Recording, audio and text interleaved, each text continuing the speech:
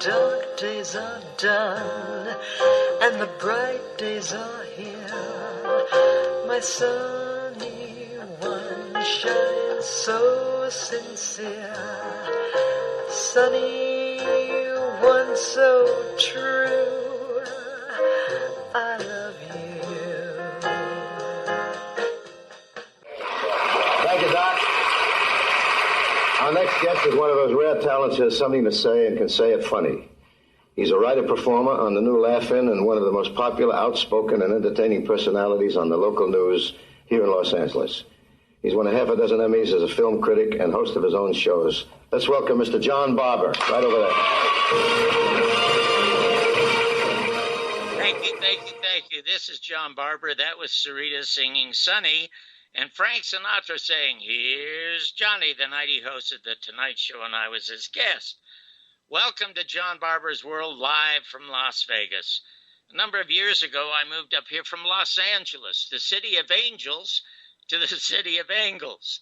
This morning, as you all saw on television, the FBI, the Federal Bureau of Incompetence, announced they were looking into how the Russians influenced Trump's election, but avoided looking into how our media, in spite of all their efforts, could not stop Trump's election, and totally ignored Hillary's sabotaging of Bernie Sanders' very likely nomination over the Wicked Witch.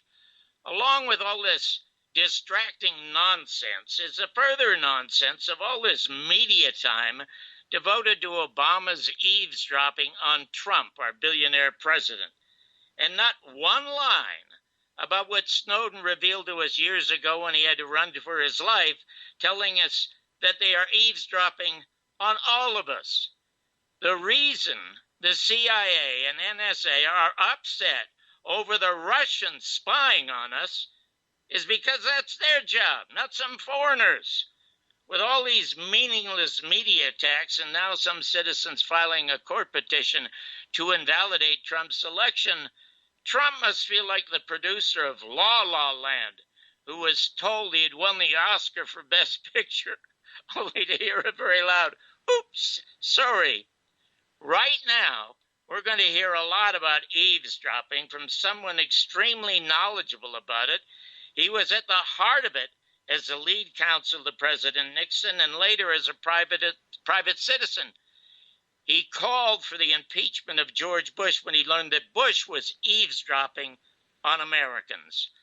I first had the distinct pleasure of interviewing our guest back in 1976 in Los Angeles. After serving Nixon, after Watergate, and after serving a year in prison, he wrote a historic, detailed, interesting book about it all called Blind Ambition. In 1979, Martin Sheen starred in the miniseries on TV, and I appeared as a reporter, reporting real, not fake news.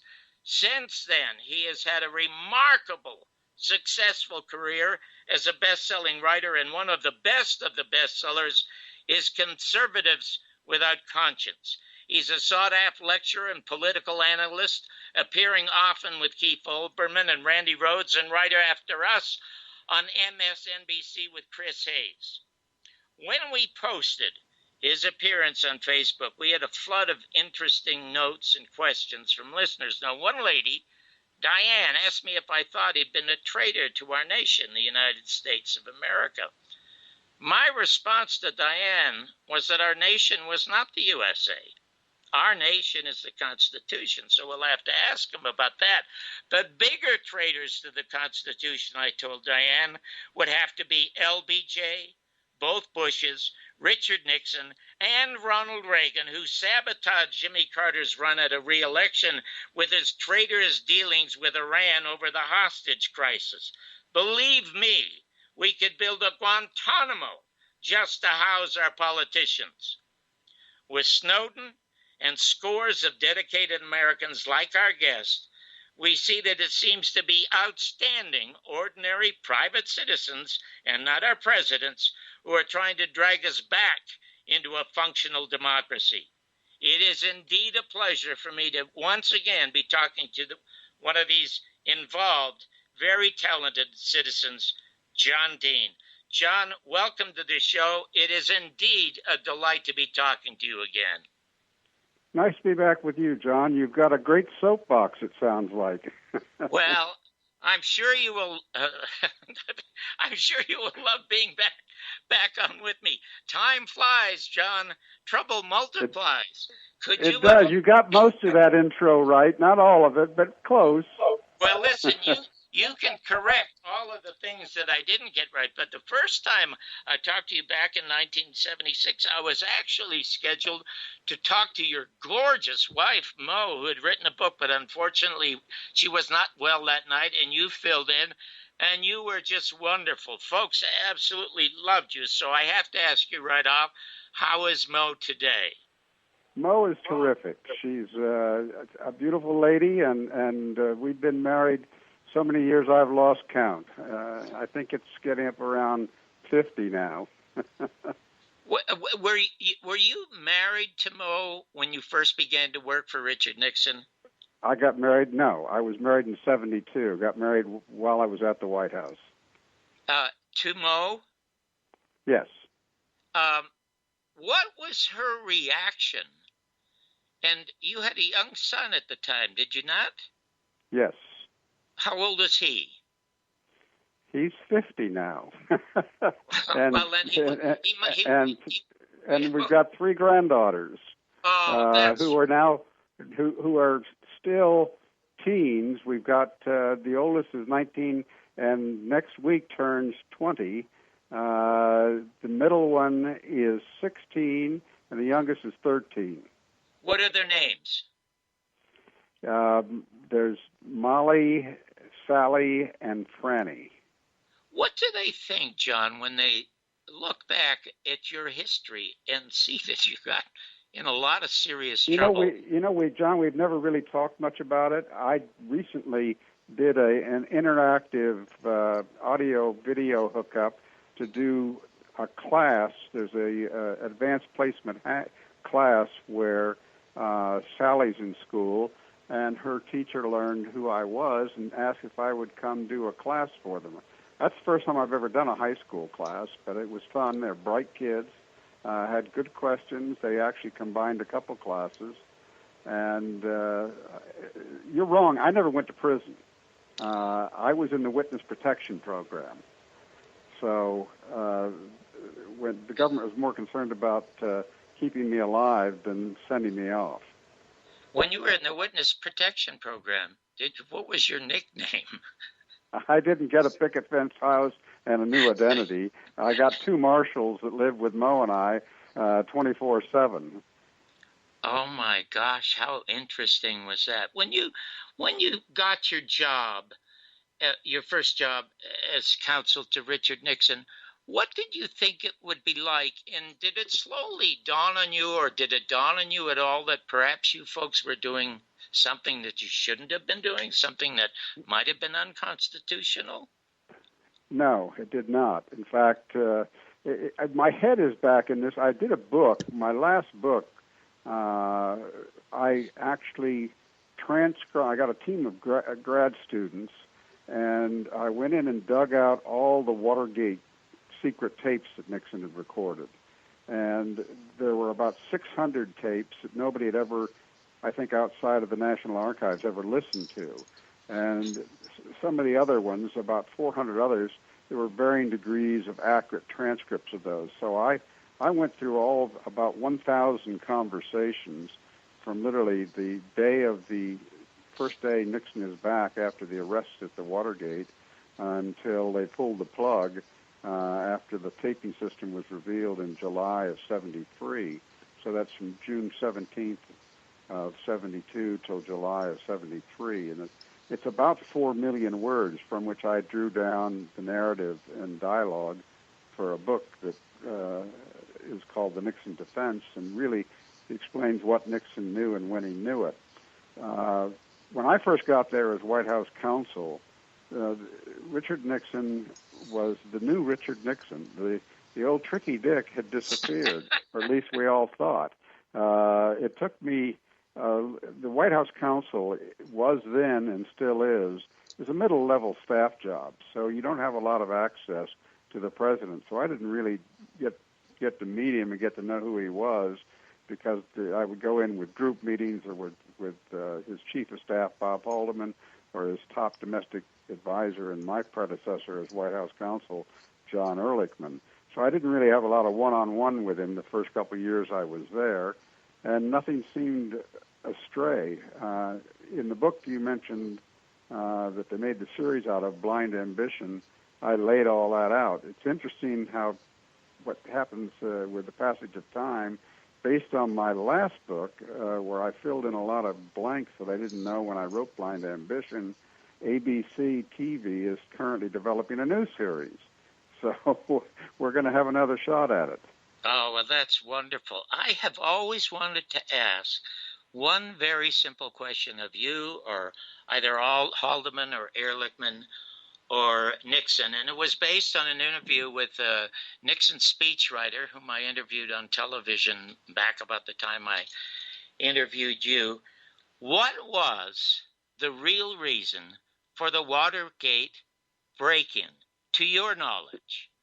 There was never any direction given out of the White House for it.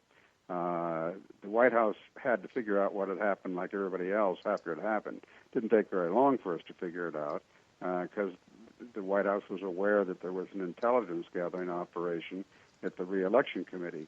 And best I can tell from all those tapes, as well as contemporary conversations, is it was a pure fishing expedition. They were just in there looking for anything they might find.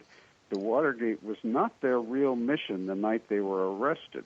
In fact, where they were really headed was to Senator George McGovern, who was running against Nixon, to his campaign offices on Capitol Hill, where they were going to try to bug that.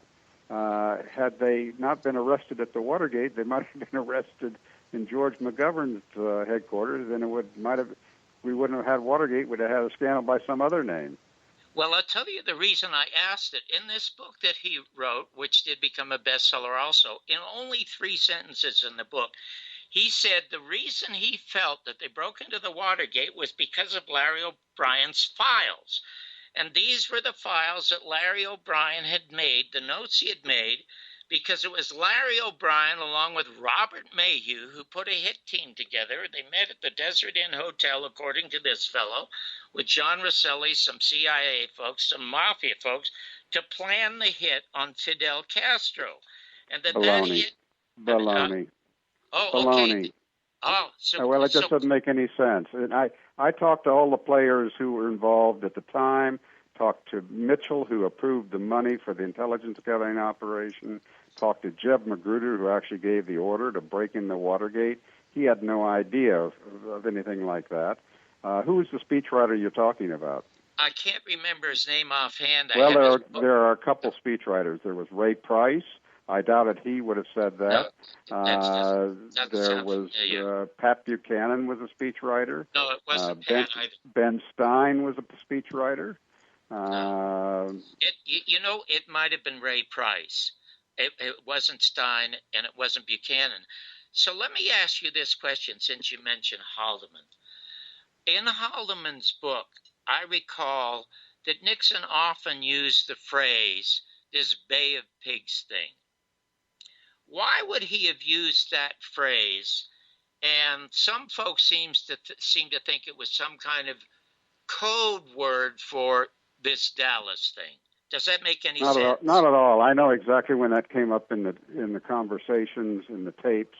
I've looked at that issue, and what Nixon thought. Nixon had made an effort through Ehrlichman to try to get what was known as the family jewels at the CIA. They were all the things that had happened that had gone wrong, including the Bay of Pigs. Howard Hunt, who was involved in the Watergate break-in in his earlier career at the CIA, had been in charge of the Cuban Americans who helped launch the Bay of Pigs, and he had actually drawn from people of that. What Nixon uses the line Bay of Pigs because he thinks it's it's embarrassing for the CIA. He knows that they've refused to turn over files. So on on June 23rd, in a conversation with Haldeman, it would actually become known as the famous smoking gun conversation when the tape actually came out. One of the things that he's doing in that conversation is Haldeman is encouraging him to have the CIA go to the FBI and get them to block the investigation into some contributors whose money had gotten commingled accidentally with the Watergate operation. So to get them, to persuade them to help, Nixon tells Haldeman to remind them that if this thing goes forward, the FBI is likely to soon be investigating the Bay of Pigs and all that stuff. So that's where that phrase came in. And it really had, the conspiracy buffs have liked to make more of it than really exists there. People have trouble believing Watergate was as stupid as it really was. But it is as stupid as it actually was. And you can't dress it up into anything more clever than a bungled burglary and an equally bungled cover-up. It sounds like a Peter Sellers movie, for crying out loud. It's Keystone Cop stuff. What were your impressions of E. Howard Hunt? Do you think E. Howard Hunt was more involved in some dirty tricks in America than Watergate? I doubt it. I actually, at one point post-Watergate, I was fairly active in lecturing, and my lecturer agent asked me, who also represented, I traveled with Howard, going from one school to another, and that's the first time I really got to know him. And he wasn't a bad guy. He was intelligent. He was something of a dreamer. He was Watergate was probably as great a tragedy for him as anybody, given the fact he had his wife assisting in paying the people he'd brought in, the Cuban Americans, to get involved in it. She flew off to Chicago to pass on $50,000, and she went down in a United airplane flight. And so she lost her life over it. And he was stuck with young kids and what have you. And so it was a pretty rough time for Howard. But I never saw him anything other than just an operative at the CIA. He was not particularly successful with his career there. He'd been moved around to a lot of stations, but was a sort of a workaday spy and handled lots of accounts, and particularly throughout Latin America, but not any kind of master conspiracy coordinator of any kind. Well, he might have also been a sort of a bit of a bungler also.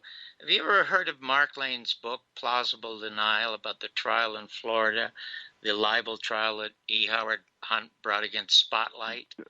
John, you need to join the Trump administration with all these conspiracies that you're into.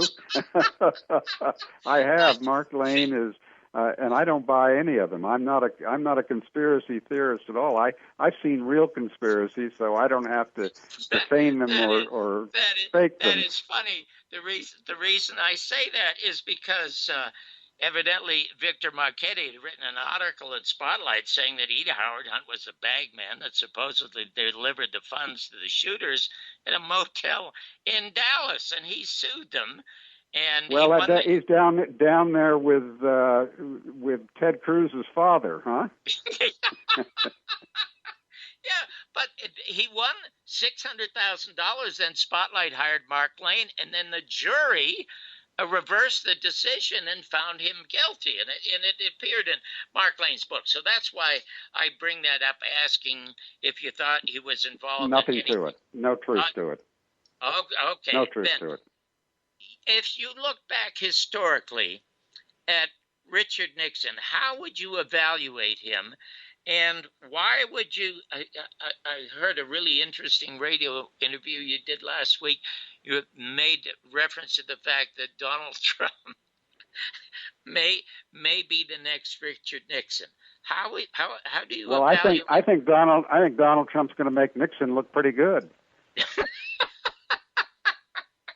In what way? Well, first of all, Trump is probably the least qualified man we've ever had become president. He is clearly an authoritarian personality, which Nixon was also. So there's a similarity there. I'd say that Nixon was about a 6 to a 7 on the scale of 10 of authoritarianism. Trump is a 10 on a scale of 10. But there's a big difference in them because Nixon was very knowledgeable about government. He'd been vice president before he was president. He'd been a member. He'd been in the Senate and the House. He was an accomplished lawyer. He'd argued cases in front of the Supreme Court. He understood how Washington works. I'm not sure Donald Trump, you can tell from some of his remarks, even has a good newspaper knowledge of how Washington actually works. He is learning on the job, and being president of the United States is not a good place to learn how the presidency works. He's a man who does not read. He does not read. I'm sure he's never read a biography or autobiography of any of his 44 predecessors. He doesn't want briefing books. He wants everything reduced to one page. And unfortunately, you can't be very effective as president with no knowledge. And gut instinct is just not going to work. So I just can't believe this is all going to turn out well, the way it started. John, can you just see his first State of the Union? He will tweet it. It'll be the shortest State of the Union in history. So we'll be lucky. We'd be better off if he did. Well, how long do you think, honestly, he's going to last? No telling. I think this Russian thing I think it's potentially more serious than Watergate. The implications of it are much more dire. You know, Ben Bradley, who was the editor of the Washington Post during Watergate, I happened to see him at a social event at his home a couple of years before he passed away. While he had some dementia problems at the end. It was a night when he was sharp and all the cylinders were firing, and we had this great talk. And he was talking about the aftermath of Watergate and the thing that had really disturbed him most in the aftermath was Iran-Contra, where during the Reagan years, where he thought, which he thought was much more serious than Watergate because of the national security implications of it. Watergate was truly a bungled burglary and a equally bungled cover-up. No national security implications, no true constitutional crisis. Nixon made that clear when he accepted the Supreme Court's ruling to turn over his tapes, turned them over, knew it was over, and left and resigned. I'm not sure if Trump is found is impeached, he'll even leave. He'll say, I'm commander-in-chief. This is my army. You don't have any power up here on the Hill or at the courts, and we'll just work this out my way. So who knows what's going to happen? Let's supposing he does not last for one reason or another, then your thoughts on his predecessor, Pence. I don't know much about Pence. He's clearly a hard right personality who never could have, I don't think ever would have gotten the nomination to be president on his own. So it would be much like Gerald Ford getting the presidency. He'd inherit it, and whether he could ever get a second term or not is problematic to me. So it would be a short-lived presidency. Then you sound so positive about the future, obviously for your three granddaughters, but somehow or another the things you talk about don't augur well for the future. What do you see for? I am as concerned about the future for them as I have ever been. I never had any concern about Nixon being dangerous as president. A lot of people thought that he was. He really was not. He had great respect for the office.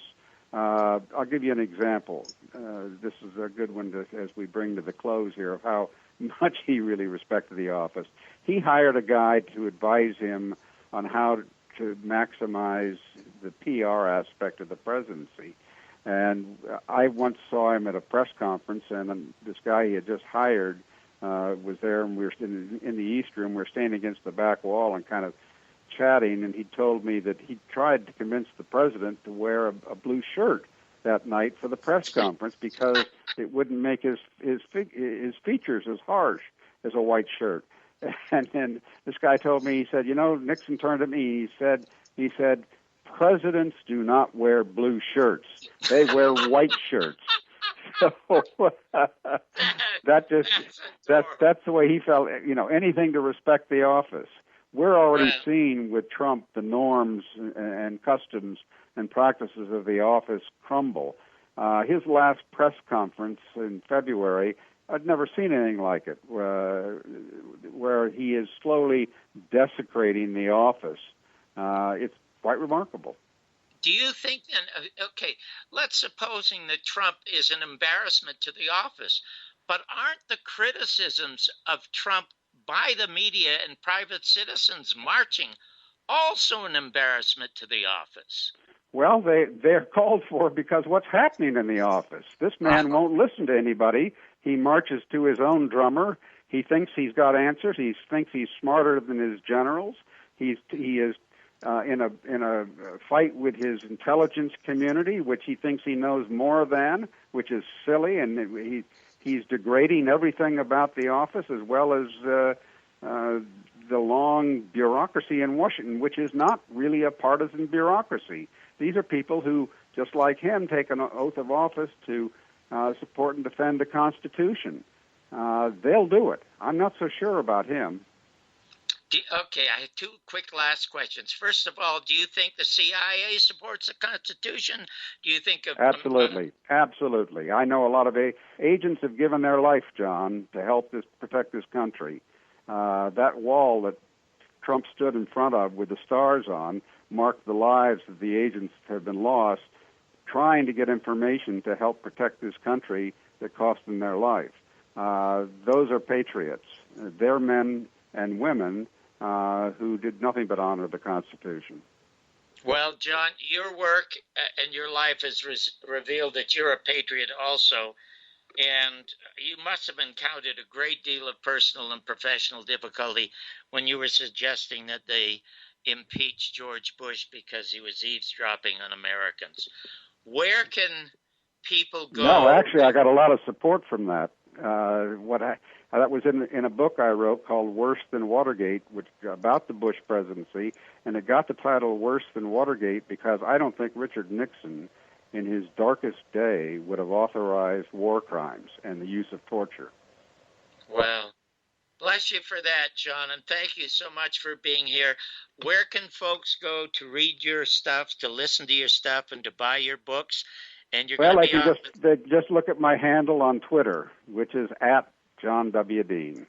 Okay, and again, thank you so much. My very best to Mo and to you, and good luck tonight on MSNBC. Chris Hayes is going to have a fantastic guest. Best of luck to you, John. Thank you, John. so nice much. Visiting. Bye. Bye-bye. We will be right back with the incomparable Joe Satilli. Great music from all the greatest performers from sunup to sundown. How do you keep the music playing at last? Well, beyond the sea. Then, great talk all night. The mysteries of UFOs, conspiracy theories, and the true story of Las Vegas that has never been told. There are 3 ways to listen to KIYQ. Go to the TuneIn app, just search for KIYQ, or go to www.kiyq.org. Listen from any telephone, call 605-477-2857. That's 605-477-2857. Long distance charges may apply. KIYQ 107.1.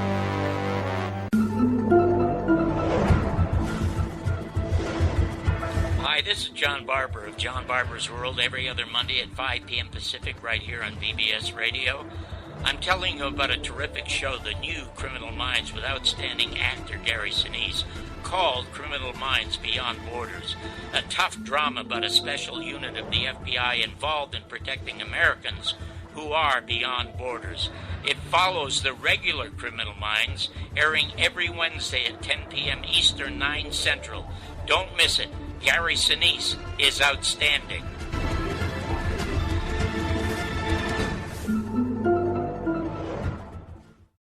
Hi, I'm Richard Bowser. This is the great BBS Radio. Thank you for that smile upon your face. Oh, Sunny. Hi, this is John Barbour. You may remember me as the co-host, producer, and creator of Real People, America's first reality show, or most recently as the writer-director of what's been called the definitive documentary on JFK's murder, The Last Word on the Assassination.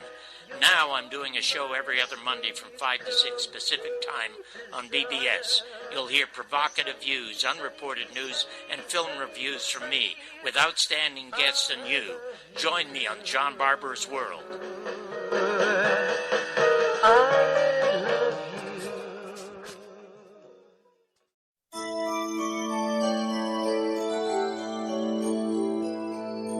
You're listening to BBS Radio. If it's not mainstream, it's on bbsradio.com.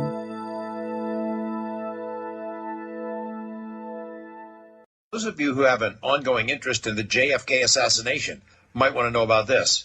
TV producer John Barbour. He put together a dream team of JFK researchers, including Coast regular Jim Mars and world-class JFK writers Dick Russell and Joan Mellon. They all got together at UNLV in front of a live audience. They had a screening of Barbour's terrific and I'd say historic film based on interviews with prosecutor Jim Garrison of New Orleans. And then after the film was shown, the experts all talked about the latest JFK theories and evidence. It's now out on a DVD. Terrific stuff. I'm George Knack, Coast to Coast AM. Hi, this is John Barbour again, back with John Barbour's World live from Las Vegas. We just spoke to John Dean, former counsel of Richard Nixon, who's supposedly the person who actually helped bring him down. I'm joined now by the best journalist I know, the creator of News Vandal, the best newsletter, daily newsletter out there, Joe Satilli. Joe, welcome to the show. Because John had to leave and do MSNBC and the Chris Hayes show, and I asked him about would the CIA lie under oath or about the deep state, and he said they would not. And it is obvious that the CIA would lie under any conditions to do what they do. He brought up Family Jewels, a CIA program. That CIA program is outlined vividly in part 2 of the Garrison tapes called The American Media and the Second Assassination of President John F. Kennedy. And the Family Jewels was a program developed by the Central Intelligence Agency on how to murder heads of state. They were successful in murdering Mossadegh in Iran. They did the same with Arbenz in Guatemala and with Allende in Chile. And Jim Garrison in the documentary says, and they still murder in the United States. And obviously, John Dean probably wouldn't accept that. I'm sorry I didn't get a chance to confront him with that. And I have a number of Facebook messages blaming me for being a coward by not confronting him. Well, have the opportunity. that was under Schlesinger, right? Yeah. I think it started. That was like the program developed under Schlesinger and this counterintelligence thing that was domestic and foreign. I think the thing we have to remember about John Dean, and I he won't remember this, but in 2004 I was working on a film called Honored Betrayed. It was retired military speaking out against the Bush administration and what they felt was the transgressing of the Pentagon by the civilian leadership inside the Bush administration at that time, which I think there's a very good argument. As a matter of fact, there are two interesting things about that. If you think about Valerie Plame, how do you explain Valerie Plame? Well, Valerie Plame is an outgrowth of the CIA trying to find a way to counterattack the Bush administration, which laid the blame for the faulty intelligence, so-called faulty intelligence that led to the supposed case for war against Saddam Hussein, the aluminum tubes and all that. Even though you had reporters busting open the fact that the aluminum tubes was horse hockey, it was total crap. But they blamed the CIA. And what they were doing in the Bush administration was neutering the CIA and turning it into a fall guy because they were moving all of those operations over to the Defense Intelligence Agency under Rumsfeld. And then they were also privatizing these to private corporations like CACI and Lockheed and others that were conducting what used to be in the 60s and 50s and the 70s CIA operations, which could really no longer be statutorily conducted. And so these limits that came out of the exposure of the family jewels, ironically, the family jewels that John Dean kind of seems to not really want to get involved in, because ultimately, what's John Dean? He's a Boy Scout. He's a true believer, and he bleeds red, white, and blue, and Mom, and Chevrolet, and apple pie. And on some level, it's a bit refreshing because we don't really have that many Boy Scouts anymore. I still think there are Boy Scouts and Girl Scouts working in the intelligence agencies and in the FBI, not enough to where they can control the course of these agencies. But I think there are more of them now than there probably ever was, because over time, the restrictions that came out of the exposure of all of the malfeasance that was going on with the FBI under Hoover and the CIA under a lot of scumbaggery that was going on in the CIA over the years that you know almost better than anybody. By the time you get to the 90s, these agencies had to become professionalized and constrained, which is why you get the growth of contractors. And the growth of contractors allowed for a layer of plausible deniability for political leadership that no longer had to use the CIA to conduct their dirty tricks because they could actually turn to private contractors to do them. And double bonus here, the twofer, a lot of their buddies were making money off of the private contracting companies like DynCorp. Another one, a famous one, is Blackwater. So it's a twofer. Not only do you get plausible deniability from what you want to get done, you don't get your hands dirty, but also you and your buddies make a profit off it. Well, I was quite surprised that he found serious problems. Well, I'm not surprised that he found serious problems with Trump, but he seemed to find no problems with the system. Yeah. Well, look, here's the thing. Again, he's of a different era and of a different time when John Dean came up. I mean, I think about, my first memories, and this is just an oddity of my life. I was born in 1969. I actually remember watching Watergate hearings on the television. And this is when they didn't realize little Joey needed glasses. You're sitting too close to the television. I'm sitting too close to the television watching the Watergate hearings, which tells you why I'm the cuckoo bird I am today. But there's, the images of John Dean with that wonderful sort of 50s style haircut and those rimmed glasses and looking like somebody in a moral crisis, right? Which is one of the reasons why he was such a good sell for that investigation, he was such a great witness.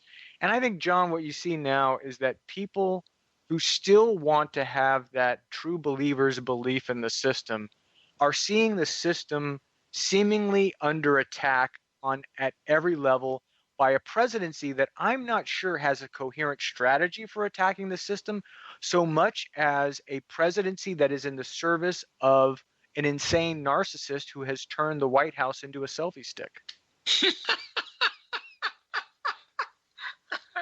That is so funny, and it's so true. Now, your impressions of his impressions of Trump. Yeah. Well, I think Trump is now. I think we're maybe now getting a clearer picture. I have to tell you this. I'll be honest with you. I thought that Trump was likely to be a disaster, and there's only one issue to me that I could ever imagine voting on, and that's on the environment, because damage that happens to the environment is not damage that can be undone by another election.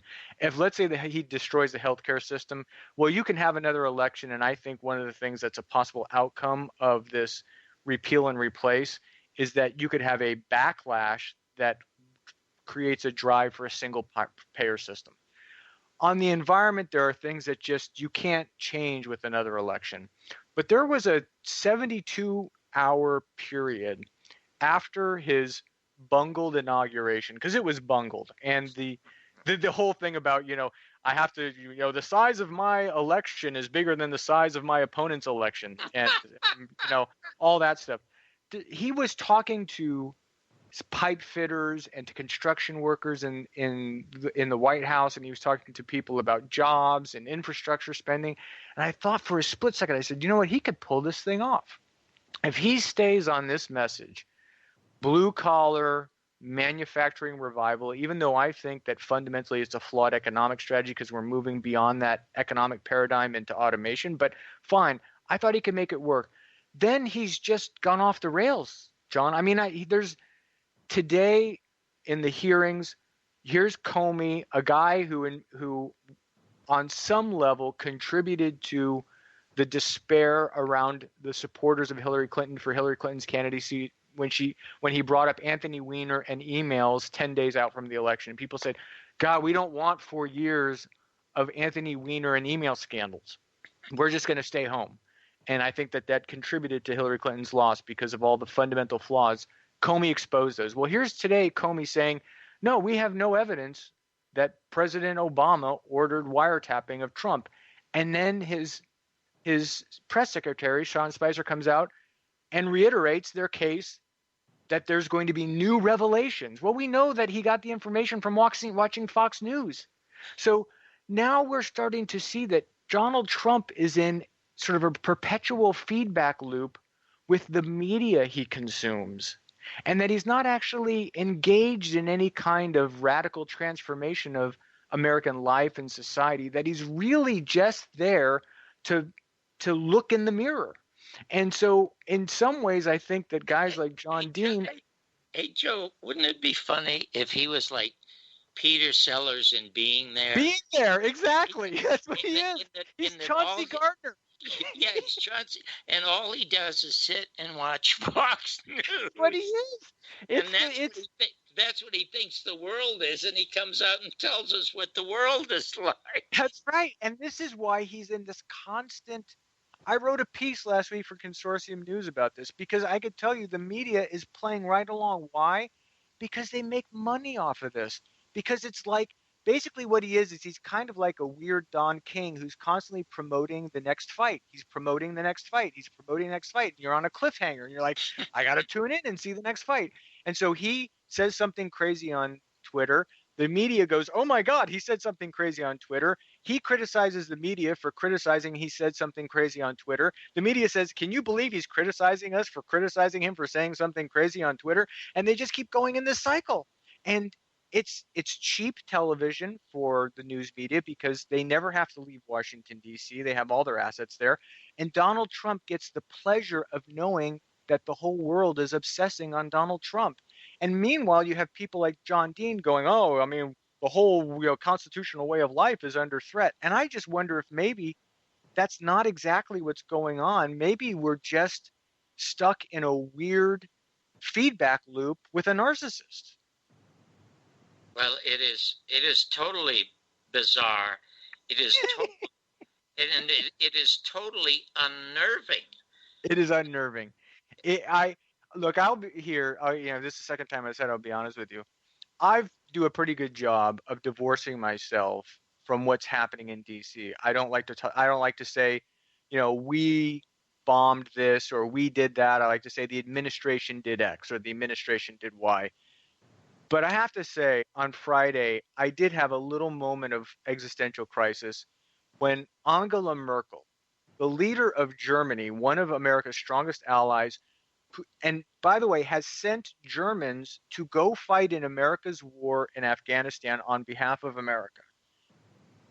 Everybody in this White House press photo op is saying, "Oh, handshake, handshake, handshake," and Angela turns over and says, "Oh, they're asking for a handshake," and Donald Trump looks down like an 11-year-old petulant boy who refuses to look at somebody who wouldn't share his lunch with him. And it was just, I was like, my gosh, is this really what this guy thinks the presidency is about? And this is one place where I think John Dean is true. Is right. He's correct. There's truth. I don't think that Donald Trump has a concept of what the presidency is at all outside of his own sense of himself. So I think that in some ways we become histrionic about things that Donald Trump is ruining X and destroying X and whatnot. When actually, if you go out into the world and you go to a park and you watch kids playing baseball, or you go to the store and you go and get yourself frozen pizza or whatever, really the society is actually functioning and working. It's this obsession with Donald Trump, obsession with himself, which is causing us all to participate in his mania.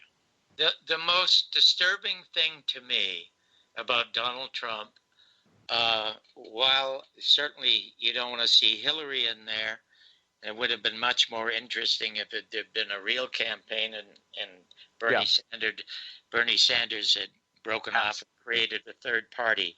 But the fact that Donald Trump not only does not read, but he takes pride in the fact that he does not read, tells you one thing basically about that person.